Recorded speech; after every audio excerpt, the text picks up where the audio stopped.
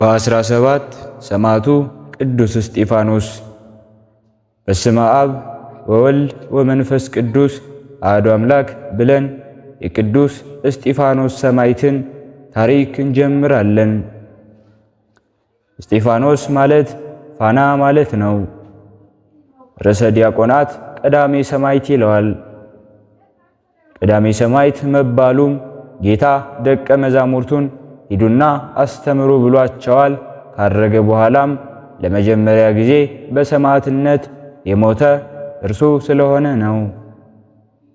ይህንስ እንደምን ነው ቢሉ በሐዋርያት ዓመት በኢየሩሳሌም ሲያስተምሩ ጉባኤ ሰፍቶ ለአገልግሎት የሚያስቸግራቸው ለጸሎት ጊዜ የሚያንሳቸው ቢሆን ለተልእኮ ማዕድ 7ቱን ዲያቆናት መርጧል። ከእነዚህም በቀዳሚነት የተመረጠው እርሱ ሰማዕቱ ቅዱስ እስጢፋኖስ ሲሆን ለ6ቱ አለቃ ሊቀ ዲያቆናት አድርገው ሾመውታል። ጥቅምት 17 ቀን ከቤተልሔም ሥጋውንና ደሙን አዘጋጅቶ ቤተ መቅደስ ደርሶ ሲመለስ እባብ ደሙን ሲጠጣው አገኘው። ቅዱሱን የጌታን ደም ጠጥተህ የት ትሄዳለህ ብሎ እባቡን አንስቶ ከታትፎ በላው። ያን ጊዜ ከእምነቱ ጽናት የተነሳ መንፈስ ቅዱስ ተገለጸለትና 7ቱ ሰማያት ተከፍተው አብና ወልድ መንፈስ ቅዱስ በአንድነት ታዩት። እርሱም በተመስጦ አፏጨ። የሐዋርያት ሥራ ምዕራፍ 7 ከቁጥር 54 እንዲሁም ትንቢተ ኢሳይያስ ምዕራፍ 6 ከቁጥር 1። ከዚህ በኋላ ጸጋ ሰማያዊ ኃይል መንፈሳዊ ተሰጥቶት ተግቶ ሲያስተምር አይሁድ ለምቀኝነት አያርፉምና እግዚአብሔርን ሲሰድብ ሙሴን ሲያቃልል ሰማነው፣ ኦሪትን ሲሽር አየነው ብለው ከሸንጎ አቆሙት። ሊቀ ካህናቱ ለምን እንዲህ አደረክ አለው። እናንተ ዳኞች ዘወትር መንፈስ ቅዱስን ስትቃወሙ ትኖራላችሁን? አባቶቻችሁ ነቢያትን እያሳደዱ እናንተንም ጌታን ጠልታችሁ ሰቀላችሁት። ኦሪትንም በሥርዓተ መላእክት ተቀበልናት ትላላችሁ፣ ነገር ግን አትጠብቋትም አላቸው። የሐዋርያት ሥራ ምዕራፍ 7 ከቁጥር 51። ሊይዙትም ቀረቡ። ሰማይ ተከፍቶ ጌታ በአባቱ ቀኝ ተቀምጦ አየሁት አላቸው። እነርሱ ግን እየጎተቱ ከከተማ አወጡት። ኦ እግዚእየ ኢየሱስ ክርስቶስ ተመጠዋ ለነፍሴ፣ አቤቱ ጌታዬ ነፍሴን ተቀበል አለ። ልብሳቸውን ለጳውሎስ አስጠበቀው፣ በድንጋይ ወግረው ገለውታል። እርሱም ከጌታ የተማረ ምሕረትን ነውና እንደ ጠሉኝ ጥላቸው እንደ ገፉኝ ግፋቸው ሳይል እግዚኦ ስረይ ሎሙ ዘንተ ኃጢአቶሙ ወይትረሲ ቦሙ ጌጋዬ ብሏቸዋል። ኃጢአታቸውን አስተስሪላቸው በደልም አታድርግባቸው እያለ አርፏል። የሰማዕቱ የቅዱስ እስጢፋኖስ ረድኤቱና በረከቱ አማላጅነቱ ከሁላችን ጋር ትሁን። በሁለተኛነት የምናከብረው በዓላችንም አባ ገሪማን ነው። ታሪኩም እንዲህ ነው። ከክርስቲያን ወገን የሆኑ አባቱ መስፍንያኖስ እናቱም ሶፍንጊያ ይባላሉ። ልጅም የሌላቸው ነበሩ። እግዚአብሔርንም ልጅ እንዲሰጣቸው ሌትና ቀን በጸሎት ለመኑት። እግዚአብሔርም ልመናቸውን ሰማና ሶፍንጊያ ጸነሰች። ይህንንም የተባረከ ልጅ ሰጣቸው። ስሙንም ይስሐቅ ብላ ጠራችው። ባደገ ጊዜም አባቱ ሞተ። አባቱ ንጉሥ ነበርና በአባቱ ወንበር የሮም አነገሱት። ከዚህ በኋላ በዋሻ የተቀመጠው አባ ጰንጠሌዎን ዜናዊውን ሰማና ወደኔ ና ብሎ ላከበት። ይስሐቅም መንግሥቱን ትቶ መንገዱን ጀመረ። ስለ ስሜም ቤትን እና ወንድሞችን እንዲሁም እህቶችን እንዲሁም አባትን እንዲሁም እናትን እንዲሁም ሚስትን ልጆችንም ጭምር ርስትንም የተወ ሁሉ 100 እጥፍ ዋጋ ያገኛል ያለውን የወንጌል ቃል በማሰብ የማቴዎስ ወንጌል ምዕራፍ 19 ከቁጥር 29 ብፁዓን እለ ይሰደዱ በእንተ ጽድቅ እስመ ሎሙ ይእቲ መንግሥተ ሰማያት፣ ስለ ጽድቅ የሚሰደዱ ብፁዓን ናቸው መንግሥተ ሰማያት የእነርሱ ናትና እንዳለ ማቴዎስ። ከእግዚአብሔር የተላከ መልአክ መጥቶ በክንፉ ተሸክሞ 10 ቀን የሚወስደውን መንገድ በአንድ ቀን አደረሰው። አባ ጰንጤሌዎንም ካለበት ሄደ። የዚህን ዓለም ከንቱነት አላፊ ጠፊ መሆኑን አስተማረው። ይስሐቅም አምኖ ተቀበለ። የቅስና ሹመትም ተቀብሎ መነኮስና ወደ መደራ ሄደ። በጾም በጸሎት ብዙ ተጋሎ የእግዚአብሔር መንፈስ አደረበትና አጋንንትን ሲያስወጣ ድውያን ሲፈውስ ኖረ። ከዕለታት በአንዲት ቀን ቅዱሳት መጻሕፍትን ሲጽፍ ጽሕፈቱን ሳይጨርስ ፀሐይ ሊጠልቅበት ሆነ። ፀሐይቱንም ገዘታትና አቆማት። ጽሕፈቱንም እስኪጨርስ ጠበቀችው። እንደ ታላቁ መስፍን ኢያሱ መጽሐፈ ኢያሱ ምዕራፍ 10 ከቁጥር 12። ጽሕፈትንም በጨረሰ ጊዜ ምራቁን እንትፍ ቢል ውሃ ፈልቆ ጸበል ሆኖ እስከ ዛሬም በሽተኞችን ያድናል ይፈውሳልም። ሲጽፍም ቢሩ ከእጁ ሾልኮ መሬት ላይ ወደቀ። እርሱ ግን ለምልሞ አቆጥቁጦ መልካም ዛፍ ሆነ። ከዕለታት በአንዲት ቀንም ስንዴ በአንድ ቀን ዘርቶ ዕለቱን አጭዶ ከግራር ዛፍ ላይ በታምር ወቅቶ ለመስዋዕት አድርሷል። ከተሰዓቱ ቅዱሳን አንዱ እርሱ ነው።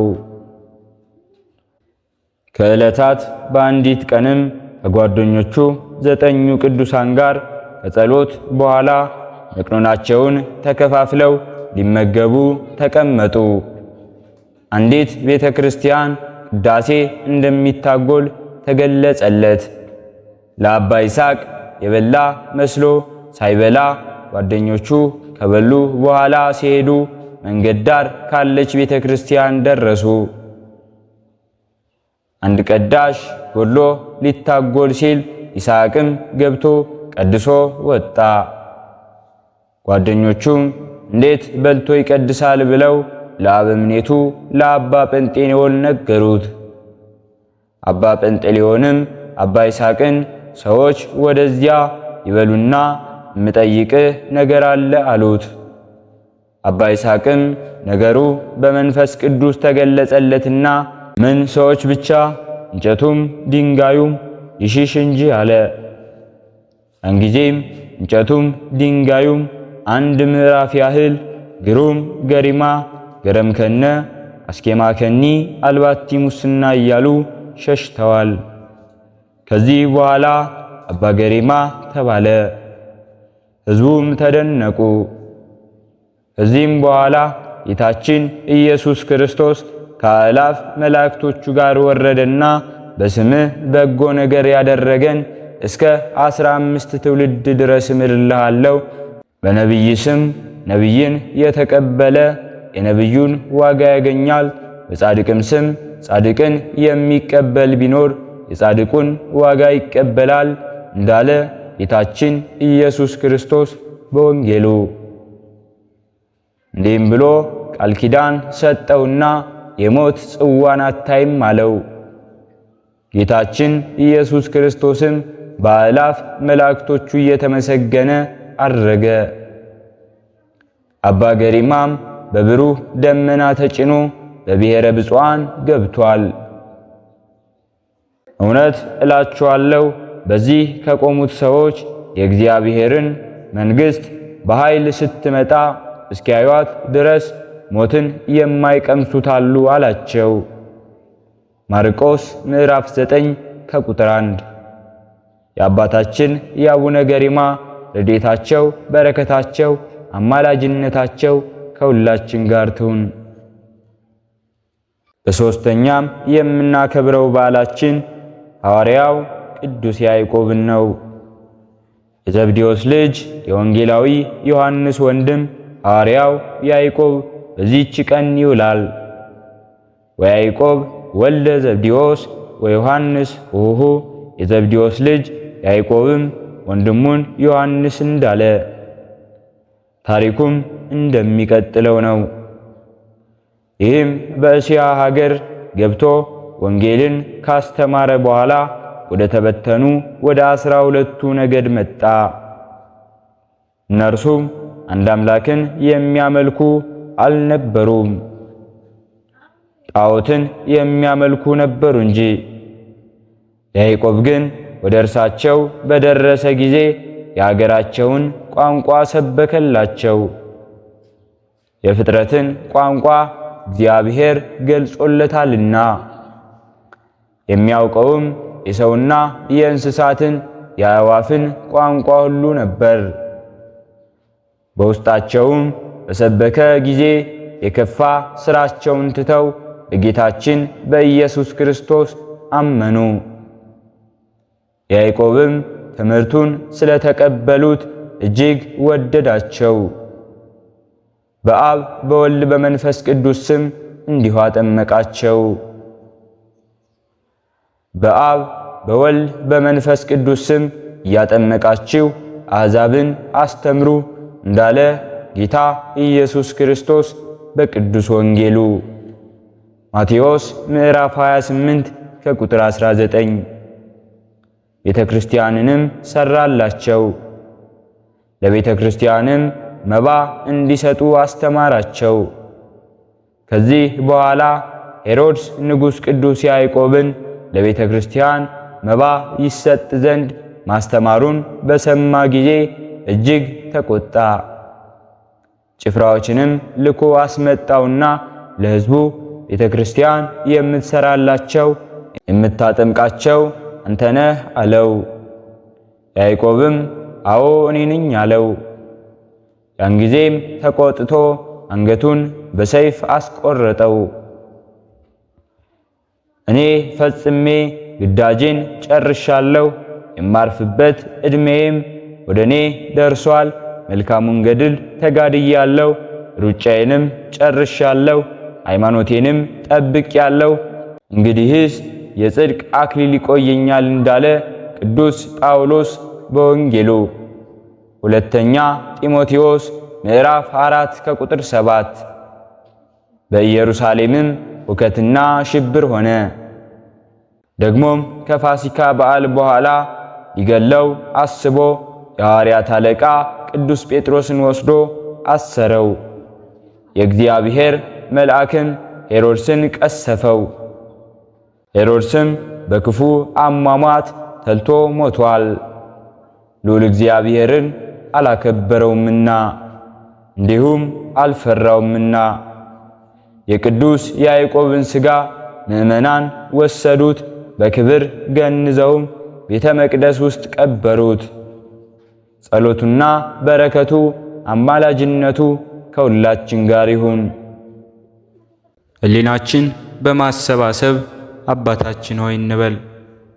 አባታችን ሆይ በሰማያት የምትኖር፣ ስምህ ይቀደስ፣ መንግሥትህ ትምጣ፣ ፈቃድህ በሰማይ እንደሆነች እንዲሁም በምድር ላይ ትሁን። የዕለት እንጀራችንን ስጠን ዛሬ፣ በደላችንንም ይቅር በለን እኛም የበደልነውን ይቅር እንደምንል፣ አቤቱ ወደ ፈተናም አታግባን ከክፉ ሁሉ አድነን እንጂ መንግሥት ያንተ ናትና ኃይል፣ ክብር፣ ምስጋና ለዘላለሙ አሜን። እመቤታችን ቅድስት ድንግል ማርያም ሆይ በመልአኩ በቅዱስ ገብርኤል ሰላምታ ሰላም እንልሻለን። በሐሳብሽ ድንግል ነሽ፣ በሥጋሽም ድንግል ነሽ። አሸናፊ እግዚአብሔር እናት ሆይ ሰላምታ ላንቺ ይገባሻል። ከሴቶች ሁሉ ተለይተሽ አንቺ የተባረክሽ ነሽ፣ የማኅፀንሽን ፍሬ የተባረከ ነው። ጸጋን የተመላሽ ቅድስት ሆይ ደስ ይበልሽ፣ ልዑል እግዚአብሔር ካንቺ ጋር ነውና ከተወደደው ልጅሽ ከጌታችን ከመድኃኒታችን ከኢየሱስ ክርስቶስ ዘንድ ይቅርታውንና ምሕረቱን ለምኝልን ኃጢአታችንንም ያሰርይልን ዘንድ ለዘላለሙ አሜን። ስለነበረን ጊዜ ሁሉ የአምላካችን የልዑል እግዚአብሔር ስሙ ዛሬም ዘወትርም የተመሰገነ ይሁን። አነሳስቶ ላስጀመረን አስጀምሮ ላስፈጸመን ለልዑል እግዚአብሔር ምስጋና ይሁን። ውድ የሃይማኖት ሚዲያ ተከታታዮች ከዚህ በላይ እንድንሰራ አገልግሎቱ በሰፊው ይሰጥ ዘንድ በሀገር ውስጥም በሀገር ውጭም ያላችሁ ይህንን መንፈሳዊ ቻናል ላይክ፣ ሰብስክራይብ፣ ሼር በማድረግ ድጋፋችሁን ታሳዩን ዘንድ በትህትና እንጠይቃለን።